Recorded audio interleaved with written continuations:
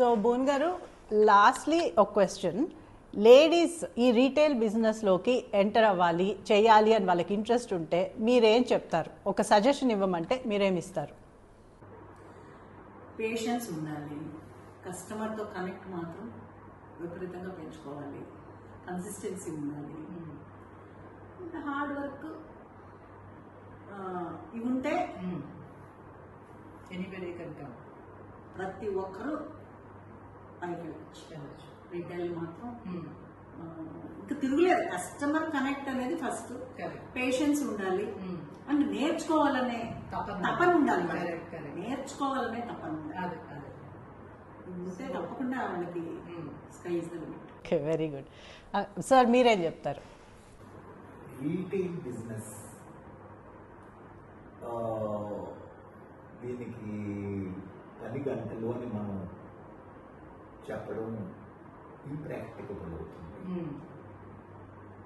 ఇప్పుడు for example సంగీత 9:30 వరకు రాత్రి తీసుంటారు. కొన్ని సందర్భాల్లో ఇంకా లేట్గా కూడా కనిపిస్తారు, ఓపెన్ అయ్యే ఉంది. అంత టైం అమ్మాయిలు అక్కడ ఉండాలి, చేయాలి అంటే అది సరికాదేమో అని నాకు అనిపిస్తుంది. ఇప్పుడు వ్యాపారం అంటే, బిజినెస్ అంటే ఎన్నో ఎన్నో ఎన్నో రంగాలు ఉన్నాయి. రీటైలే కనక్కర్లేదు. అటువంటిది ఏదైనా కొంచెం సేవాభావం కూడా కలిసి ఉండేది. జన సంపర్కం పెట్టుకోవచ్చు, ఎంతమందినైనా కలవచ్చు. కానీ retail business as seen today may not be ideal for women అంటే. Oh okay, very insightful. Correct, I agree also. Sensible actually. ఇప్పుడు డిగ్గెట్ అవర్ డిగ్గెట్ అవర్ మైసెల్ఫ్. ఎప్పుడైనా ఇది పోవడం లేదు. నేను ఇదివరకు ఒక 10-12 ఏళ్ల క్రితం, 15 ఏళ్ల క్రితం అప్పుడప్పుడు పోతుండేవాడిని షాపింగ్కి.